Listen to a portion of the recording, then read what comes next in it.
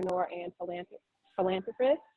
You are the owner of the Black Real Estate School and Andre's Notary School, the Notary Business School, and the co-founder of Buy Black NYC. Yes, ma'am. You are also known as Mr. Buy Black. Some people call me. Yeah. Yes. Which I absolutely love. So who really is Andre Hatchett? Deep question, and thank you for having me, Empress. I appreciate it. Who am so? I'm a hardcore entrepreneur and a hardcore Black business or Black human actionist per se. So I'm just hardcore business, hardcore African people, and whenever I can mix the two together, it brings me a lot of bliss. That's good. So you just recently went to an event, a convention, right? Yes, the All Black National Convention. Mm-hmm. Can you tell me a little bit about it, the objective? Yes, so the objective was put on by my main man, Dr. Boyce Watkins. What's up, Dr. B? And the objective was to get a lot of like-minded African people together for 4 days and to chop it up about business, networking, white supremacy, Black supremacy, issues we have, and highlight a lot of positive things we have going on with our community as well. So it was thought-provoking, it was solution-oriented, and it was very meaningful. It was a very meaningful event just to have so many of us beautiful together, so many of us together for such a long period of time.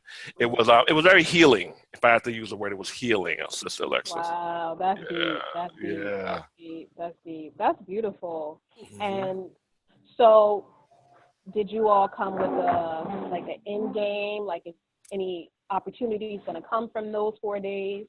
So what we have, which is new for a lot of events that I've been part of, whether it be me going to them or me being part of one, was we had a 2-hour, 3-hour breakout networking session, not for the panelists, for the people who were there in the audience, for the attendees. Yeah. And in that room, you should have seen the electricity in that room. That room alone was like, people were literally at 6, 7 tables, moving around table. Here's what I do. What do you do? Yes. Let's connect. And I heard that one of the brothers had wrote down everybody's name that he met, and he literally called them to check in on them. Literally called them to check in on them, and I was just blown away. So, yeah, like lives will be changed from that weekend. Oh, that's beautiful. What do you think it takes to be successful? Ooh, you're getting deep out here. Okay, what it takes to be successful. Now, you have to define success. Right. Now, you as an individual, people who are watching this, have a definition of what success means to you. For some people, it's bands. By bands, I mean money. For some people, it's 10 million a year, 10 million net worth. For some people, it's literally enough to pay the rent, the mortgage, food, and to get beer after work 3 times a week. Whatever it is for you, accept what it is for you. Because mine, like I've been thinking about for the past hardcore month, how do I make $100 million? Like that's been the number. How do I make $100 million? Dude, it's hard. It's hard to even think. It's not even hard to wrap your mind around it. So for me, that's my next hurdle. You know, my next 5 to 10 year thing. That might not be your thing. So figure out what success means to you, embrace it, accept it, and you have to be focused on it, like hardcore focus. Traits that successful people have in common is most of us have a high ability to block out things. Now, those things that we block out, they might be positive things, they might be negative things, but too many positive things can hurt your personal success. So too many birthday parties can kill your budget. Too many baby showers, oh, they're so cute, they're so fun, they're great, but too many of them can kill your time and anybody's gifts as well. And success is oftentimes mean, because you have to tell so many people and tell yourself no so many times. So you have to be willing to give some stuff up for the long-term gain. But once I got $100 million, like we could all go to an island together and bring the kids and we can hang out for 2 months. So it's delaying the gratification. And most people won't do that, but the people who deem themselves as successful, they usually have that ability to delay their gratification and to have hardcore focus. Hardcore focus. They have to be able to have the ability to have delayed gratification. They have to be able to embrace and accept things that might be a little bit difficult and be able to block things out. Yes, very true. Wow, that's a lot of us. We can't do that. It's tough because we mean well. Here's that we actually mean well. It's actually good things we're doing, but being able to tell people, no, I have to do this right now, it's hard for a lot of us. And it has a direct impact on our ability to achieve in life. That's deep. You know, one way I embrace no is when I hear no, I think of every no gets me closer to a yes. Yes, that's deep. Right? And then the other piece of it is, if someone says no, I think that's not a period, that's a comma. Ooh, that's so good. More after that. That's good. I like that one. So, yeah. So, just a childhood question. Mm-hmm. Did you have a piggy bank as a child? I had a few, yeah. I had like a London busted open like a bus. I had bottles. Yes, I did, yeah. I've never been asked that before. And what did you save for? What did you use it for? So I had a high amount of respect for independence and being able to get what I wanted even as a young age. So it might have been pizza. It might have been a soda. It might have been candy. I just didn't want other people to be able to tell me no.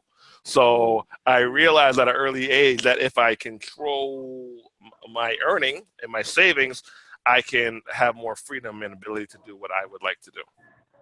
Wow, that's interesting. Were your parents entrepreneurs? They were entrepreneurial. They had jobs. That they had full-time jobs and careers, but they weren't full-time entrepreneurs. They did things part-time on the side, but they weren't full-time entrepreneurs. No. Okay. How do you think entrepreneurship has changed from the 50s and 60s till now? Do you think there's more people involved, less, or? So it feels like there's more people involved in entrepreneurship now, especially our people, but I'm not sure if I just have all friends that are entrepreneurs and if I just don't attract entrepreneurs. So it's kind of like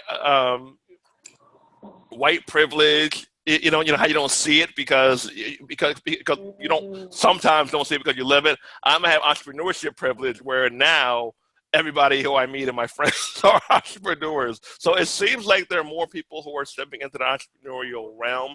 It has changed a lot because of the internet, and it has changed only in the past 18 months or so, where it's become trendy, where it's become cool. 7 years ago, 10 years ago, people were laughing in your effing face. They were laughing in your effing face. So I don't know what we did because we were part of this movement. We made it become damn near almost mandatory where you're almost getting laughed at or smirked at if you don't have income coming in from a business, even if you have a job or not. It's true. With your campaign, the Buy Black NYC, what is your main goal for that? Like, what's the purpose of having that site? What are you trying to do there? What are you doing? Good stuff. Great question. So with Buy Black NYC, our main purpose when we first started was to just take out the excuses. We wanted to eliminate as many excuses as possible why we aren't buying from Black-owned businesses more. So my man Michael Bell posted on Facebook. I remember this really well. It's like 4 years ago. He said, is there a Black business directory in New York City? I was like, no, let's build one. And we literally sat at school. I was in college at the time. We literally sat at our school library and worked on it. And our library at Lehman College closed early. So what we did was go to City College Library because their library closed later. And we would literally work on it till they threw us out of the library. Yeah, and our goal was just to eliminate the excuses of why we aren't buying from Black businesses more. We wanted to just have an easy place for people to go to say, oh, okay, I found it. They're Black. I'm going to buy it. So there's definitely more, like you said, entrepreneurs around, you think, because birds of a feather flock together. Yes. And that's what you're attracting at this time. That's interesting. So I heard you mention college, and I know you worked before you were an entrepreneur. What kind of jobs did you have before you were an entrepreneur? I shoveled snow with my brother and my friends. We sold lemonade. I worked at beach clubs. I washed dishes at restaurants. I worked at Harmon's, which is like a CVS kind of store. I worked at several ice cream stores.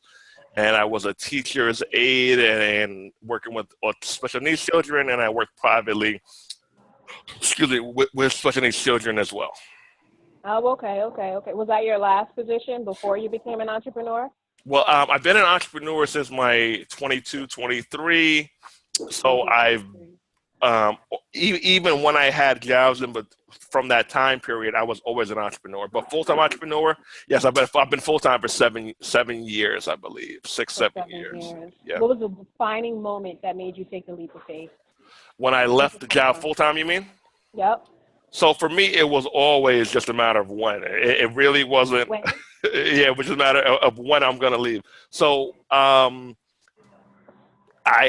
was working with one set of children. They moved me abruptly. Hold on. No, there was something before that. Somebody pissed me off. So I don't like being told down to.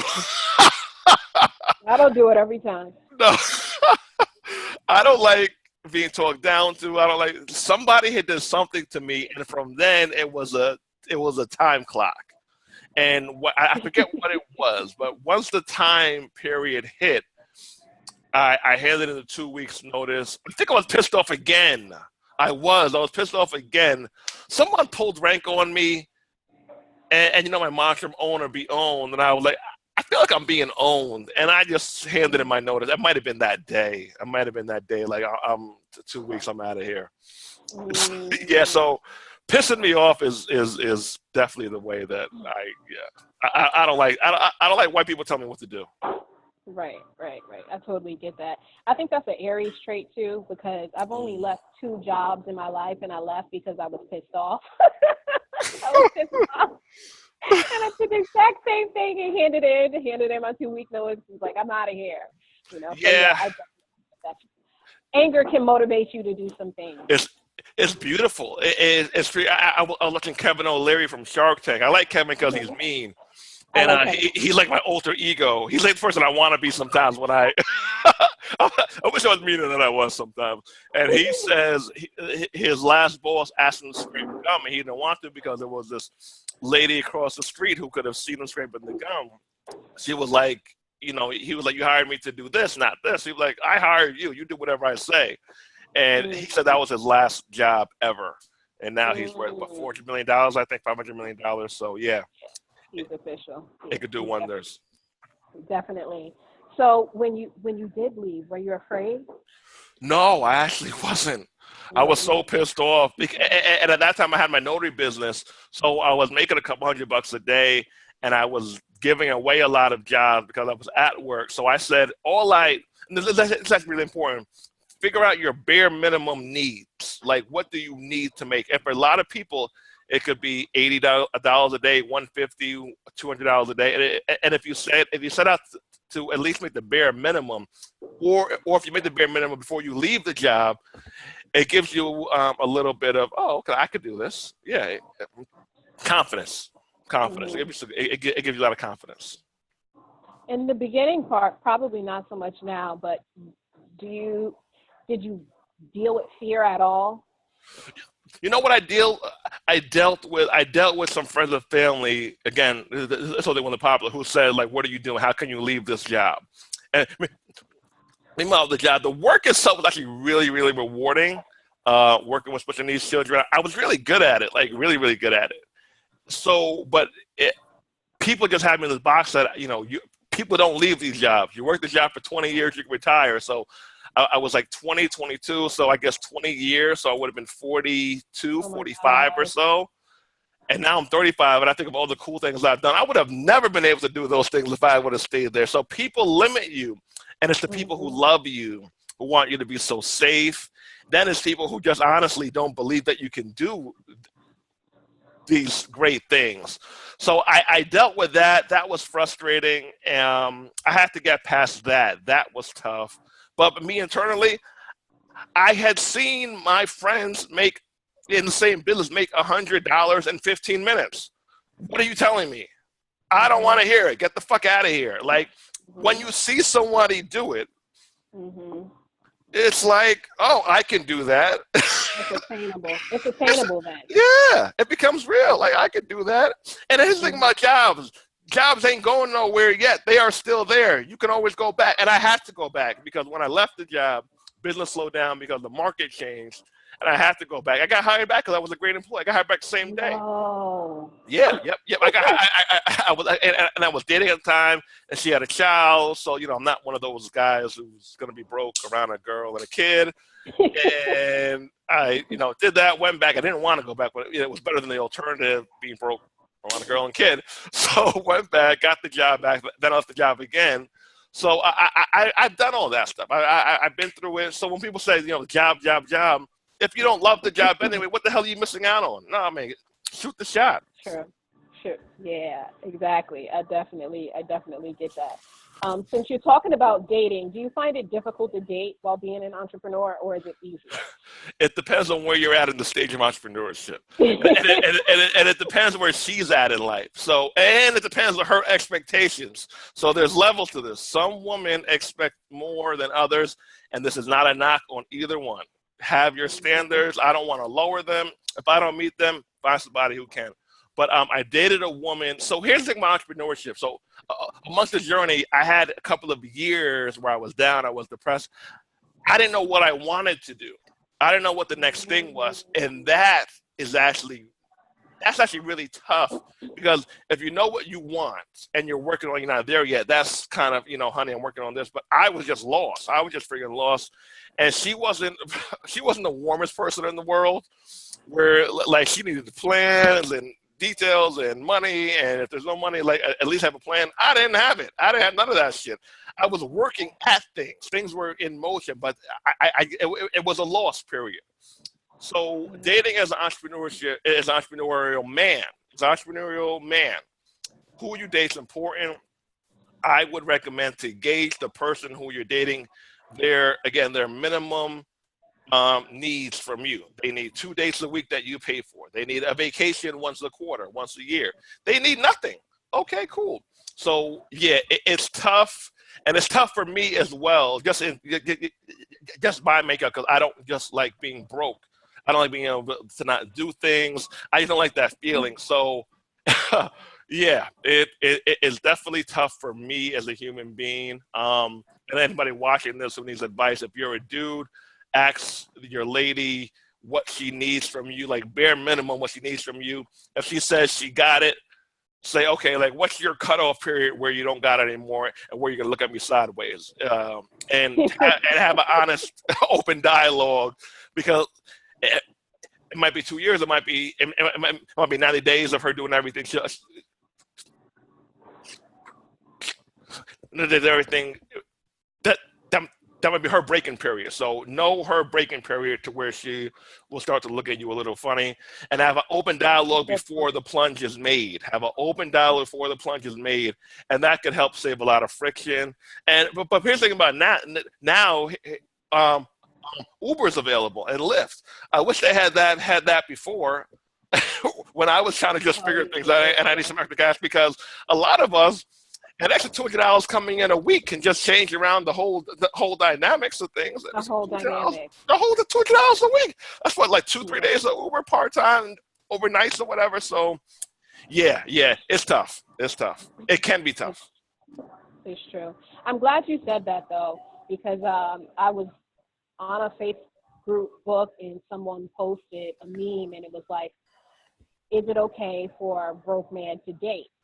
And so many men were upset, because a lot of the women said they thought it was important for a man to at least have a job and his own thing, somewhat settle and established before he dates. And a lot of women got heat from that. So I'm glad you said that it's important to have some level of security while Yeah. dating.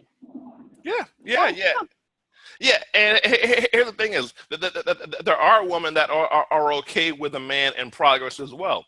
And there's a woman who says, no, I need a 3/4 of the way complete project, steady income coming in. And none of it is wrong. But I don't. So when me and this woman were dating, we would have arguments. I'm a total slob, right? Like, I look at everywhere. So we'd be arguing about my slobbiness, and she would be talking about how we didn't go away this weekend or something like that. I'm like, aren't we talking about me leaving the chips? Like, so she internally had to force herself to try to accept me for not being where she wanted a man to be financially, and I don't want that. And I realized like, oh, okay, like she has to force herself to accept this. I don't do me any favors. And don't do other men favors. If you're going to subconsciously look down upon them or woman, like, don't do it. Let them find somebody who will accept them, or maybe they might need a time period where they're just single. But don't do that, because then you wind up taking it out on your mate subconsciously, and that's not fair for anybody. No, it's not. It really isn't.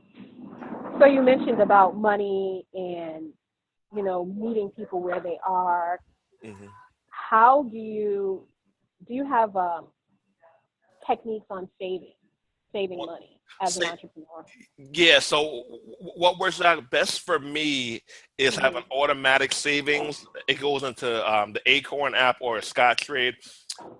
Something small like $25 a week. Then add in money periodically when I get paid a little more time than others. But having a small amount go somewhere automatically once a week or once a week 2 times. So that's twice a week, 2 different accounts, automatically have a checking account. That helps me because it's just off of my mind. Then I can add in more periodically as I go along. That's a good point. I'm just trying to get with my notary business a system, where you get paid 30 to 45 days. It's like, So I'm starting to just catch up now with how the process works. Good for you. So one of my favorite courses that you offer, and you offer a lot of different courses, and you can talk about the ones that you find to be more valuable, but the one that I really, really love is the passive income course. You are in that. Yes. You're in there. Yes. Did you have fun creating it? Maybe the most fun course I ever created. Don't tell anybody else. I can tell. I can tell. I like that one a lot. And I was trying to figure out why. Maybe because it was a new thing. I don't know what it is, but that course, I just really like it because it's just foolproof. There's something you can take from that, and you can implement within 2 to 3 weeks with like $50 or $80, whether it be the clothing store, writing a book, the stocks. I got some more stuff coming out too. But yeah, that course is really dope. I like that course a lot. I agree. Mm-hmm. I think it's too, what happens is it's like it's almost like a light bulb effect. It's like every idea, the light bulb goes off. Every idea. And like you said, when someone ends even like one session, they can really start something that night. Yes. You can open up a t-shirt store that night. You Yes. can implement those ideas almost immediately. So that for me, I felt like it was just it was jewel after jewel after jewel. Cool. So I'm glad you dig it, and I like it because amongst my journey, I don't know if I want to be more of like a Tony Robbins, Eric Thomas motivational guy where you get people excited, because I'm actually really good at getting people excited as well. But I wanted to start off my public work being the tangible guy. Like, if you hire him for a coaching session, he will help you do this. If you take his course, he will help you do this, implement, and not just the emotional high of motivation. So I promise of being the practical instructor guy who will literally help you increase something, usually financially, in your life after you've sat down with him. Oh, I love that. Yeah, I do, because I find myself to be very similar in that way. And I currently don't have anyone else like that around me. Yeah. Well, we got each other. I know, thankfully for internet purposes, and I'm grateful for that. Just a couple more questions. What do you think made your notary business successful? So for a while, I liked it. Then I started to devalue it. So I would tell people about it, and they would kind of laugh at me.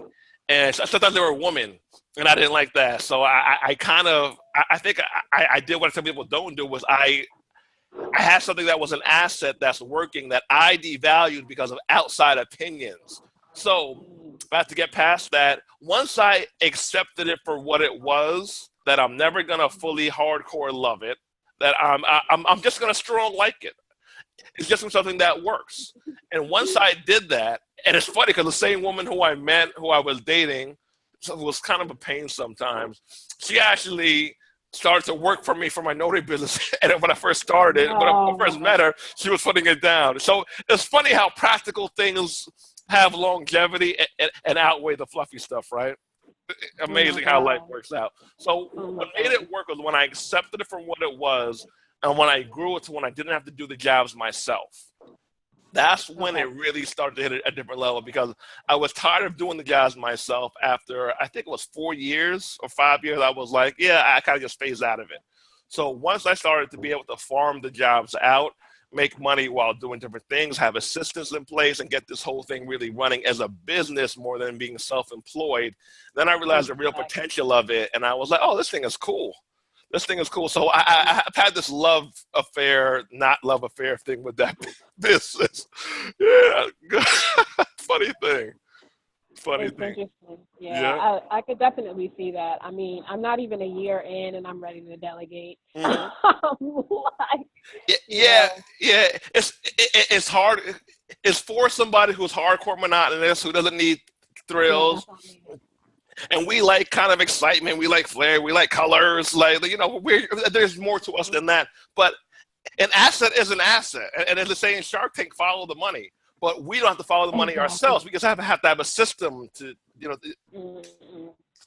To to put in knock it place out. in order for you not to be there. Bingo. Exactly. Right. Hmm. That's what I'm looking forward to at that point. And for those who are watching that don't know, I am a mobile notary, and one of the reasons why I became a mobile notary is because of my good friend who is also your brother, who also Yes. shares the Big same brother. name as my brother. And Yes.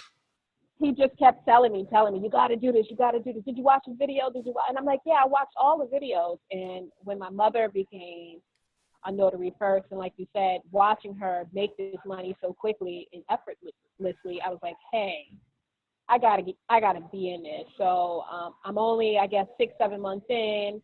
I've definitely made all the money back that I put into my business. And Wow. September, I closed out with 9 clients. And Congratulations. I know, thank you. Yep, yep, yep. So that was 9 clients, about $1,200 for the month. Bingo. So Bingo. yeah. Mhm. Nice. And here's the good thing Yeah. about it is you can do it no matter where you are in the city, the state, the country. It's transferable. Everybody needs this service. Some areas more than others, but this is a very, very needed business. Mhm. So when you say that though, doing it in a different country, how so? How do you mean? Like Oh, how do you? Yeah. I didn't mean country. I meant Oh, okay, okay, county. okay. I'm sorry, Yeah, count, but count. I actually had some emails from people who are overseas and asked me because this business work in another country. I said it can if you're a signing service. It can if you're a signing service where you're farming out the calls to other people. I mean, all you need is a computer, a phone, payment system, and maybe a Skype once in a while to have other people work for you in any city, in any state, any country in the world. We just have to, in our community, think more. We need to be more middleman or middlewoman focused than us being more self-employed.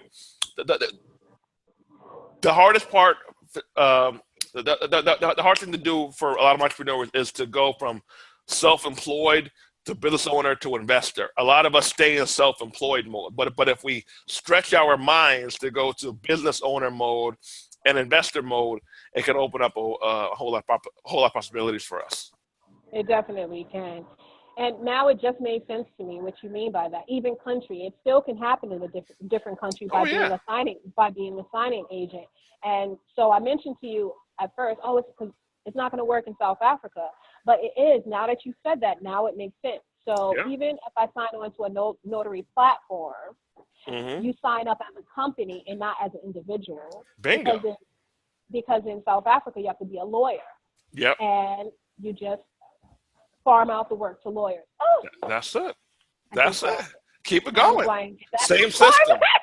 Right. Same Okay. system. If you have a way to get, so here's the thing, if you have a way to get the phone calls and emails first and subcontract people, you have a business. You have to be the first person to call. So that's where the marketing, the branding, all that stuff comes into play. But if you do that, you win. You get them to come on, you pay them less.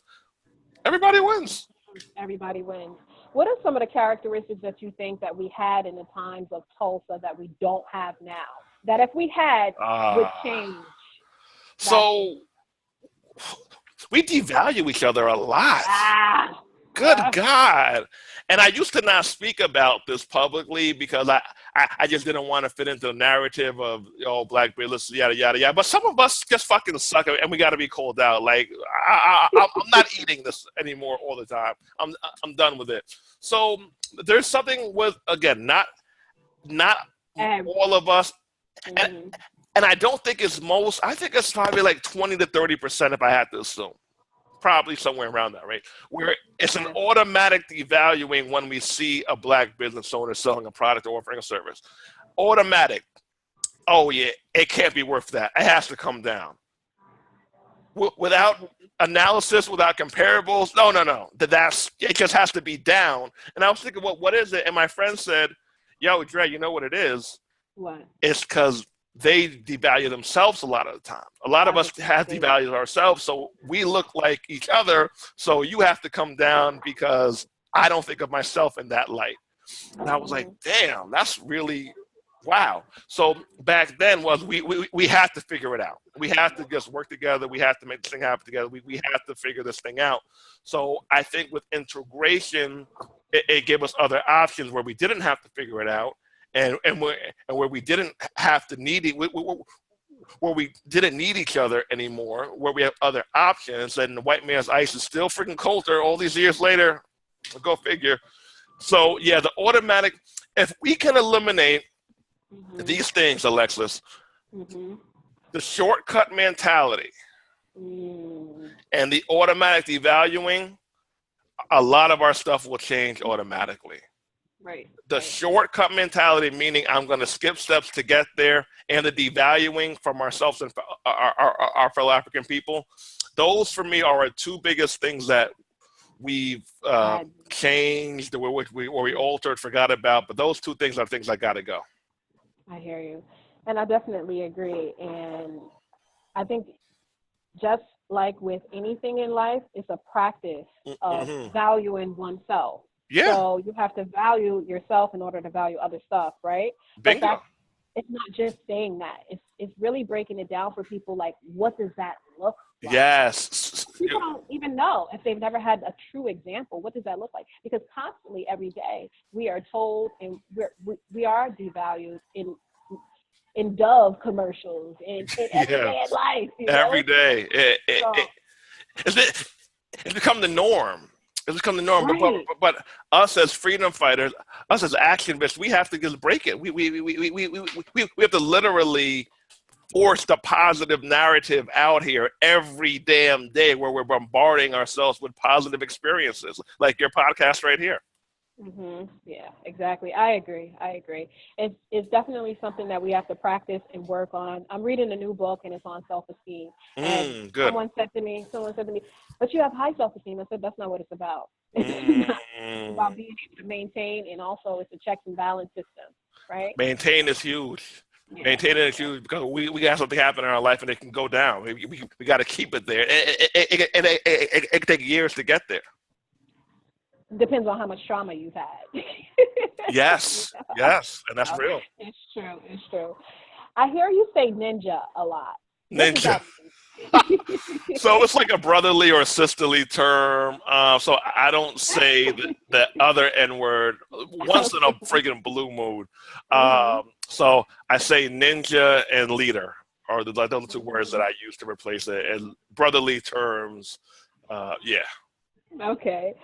Who are 3 people that inspire you right now? My brother Devon Hatchett, Mm-hmm. Dr. Boyce Watkins, Mm-hmm. um, and I'm really inspired by Sharif Abdul Malik from We Buy Black. Mm. He's 25. He created a toothbrush company. Oh yeah, yeah.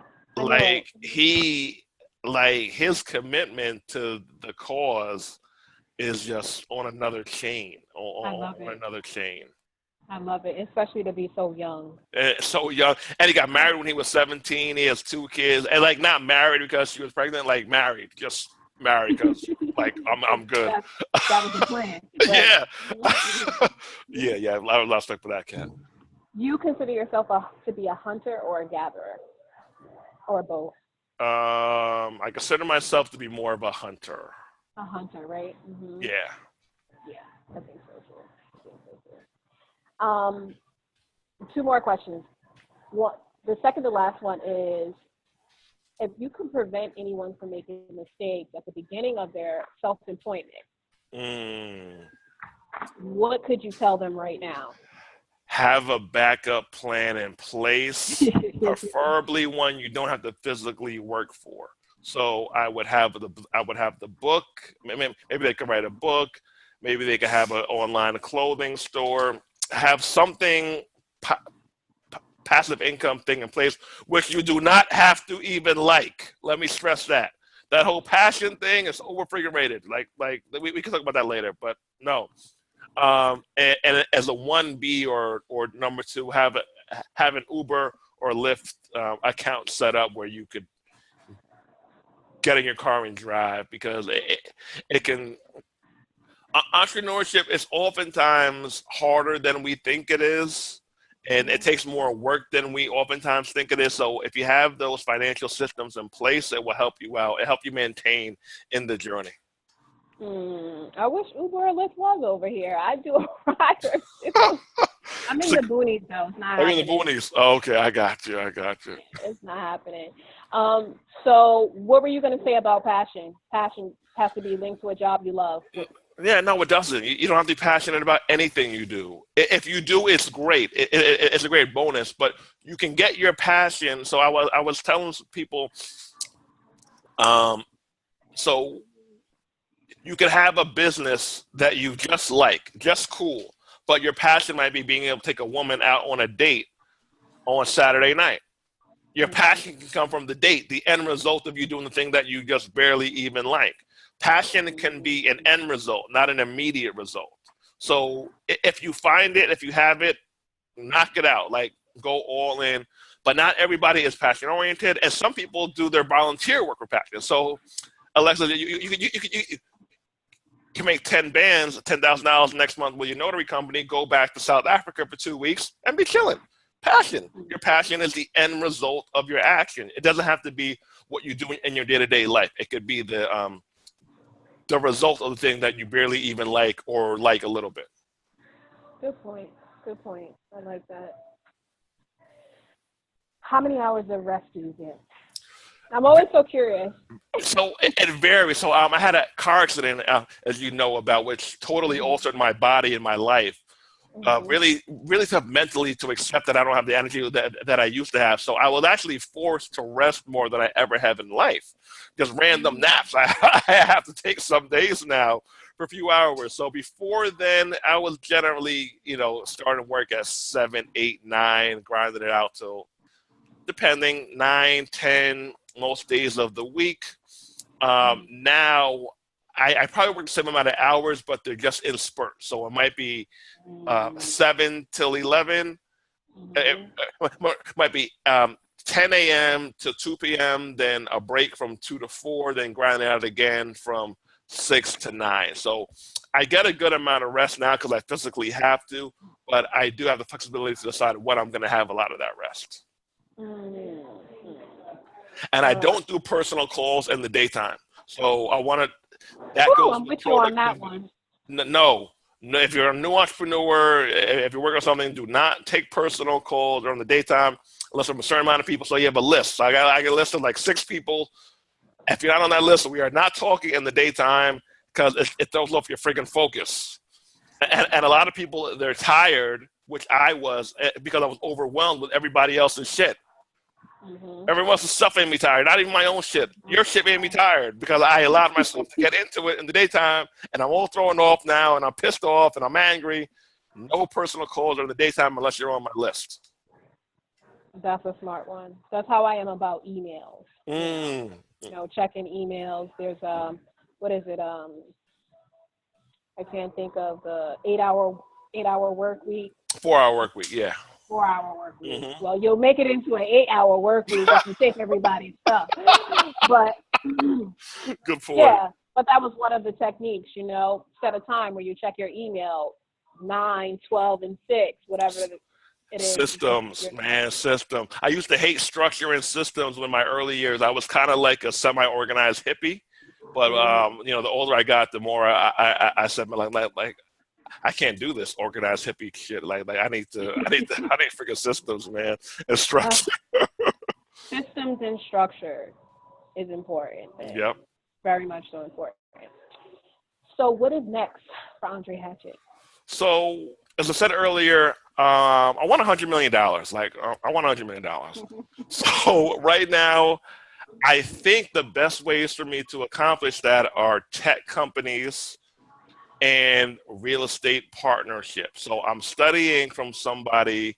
I have a friend of mine who works at my co-working office. He got he's buying a property in a group of people through an LLC structure. So I'm literally studying what he's doing, and I'm going to implement that. So if I can get 10, 20, 100 deals with that structure, with me owning a piece of every deal, and 5 to 10 years, that can push me to $100 million. So I think tech companies and real estate are going to be my best avenues to get $100 million.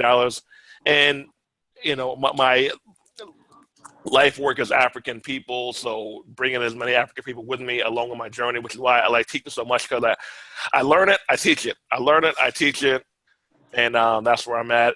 Personally, I like to get married. I think I want to get married. Probably get married. You're meant to get married. I think so. So get married, later 30s, probably later 30s, get married. Go to the beach more, hang out at the beach, drink on the beach, make love on the beach. I like the beach, eat mangoes and pineapples and drinks. Yeah, that's my life. African people, business, the beach, marriage in a few years. Yeah, I'm good with that stuff. I love it. That's great. So all the work that you do is just so pivotal. It's important. And I am grateful to have you as a resource to call on. Thank you. And give thanks. And same here. Thank you. And my brother is as well. He loves you. I know. Loves you. I know. He loves you too. He loves you too. We all love each other. I love him very much as well. Yeah. No, yeah, we have a very, very, very dope friendship and brother-sister relationship that I'm just so grateful for. And I knew he was meant to be my brother when he told me his name. I was like, I knew it. He got the same name as my biological brother, spelled the same way, everything. So, wow. So I was very clear about that from the very beginning. That's so cool. I know. And there's so many free resources. You offer a lot of free resources. Sometimes I've heard people say, just from wherever, maybe the course isn't reasonable for my pocket, but you offer a lot of free resources on YouTube. Oh, yeah. Yeah, YouTube. It's got my mailing list on my site, EntreChatchett.com. I mean, like we do like 2 a week, 2 like good ones, 2, 3 a week. YouTube, Andre Hatchett. Yeah. So I'm not gonna do free shit like it's done for free. I'm just gonna not do it. So if I'm gonna do it, I'm gonna do it, and it's gonna be cold. And if I want to do it for free, I'm gonna do it for free. If I want to charge for it, I'm gonna charge for it. But I don't halfway do stuff because then that just kills your brand and it just kills your soul. So I believe in quality stuff. If it's less quality stuff, so be it. But it's gonna be quality stuff. That's dope. That's wonderful. Big ups to you because there's a lot of people out here who aren't always willing to share jewels, and you Mm-hmm. are very open and willing, and that's a very big deal. So I don't want you to ever Thanks. take that lightly because that is a big deal. Like Thank you. my own mother holds secrets from me. I'm like, Mom, we're in the same business. She's like, no, you're my competitor. I'm like, what? Some people keep them tighter to the chest than others. I believe in balance. I believe in balancing it out and rocking it out. And so far, it's been working. So if it ain't broke, don't fix it. I know that's right. So tell us all your different sites, if you don't mind, and how we can reach you Okay, for cool. more So my information. personal site is like the home base, Yes. AndreCHatchett.com, Okay. AndreCHatchett.com. Join the mailing list. And there you can see the Notary School, the Black Real Estate School, the Passive Income School. You can get my books, my clothing line. So if you go there, then you could dissect what works best for you. If you got no bread, I'll email you a copy of my e-copy of my books. Knock it out, have some fun, and let's build together. Yes. Love it. Love it. Love it. Love it. Thank you again for your time. Peace and love to you. And I wish you the best of love and blessings on all your upcoming projects. You as well, Queen, and keep me posted on your world takeover as well. Thank you for All having me. right.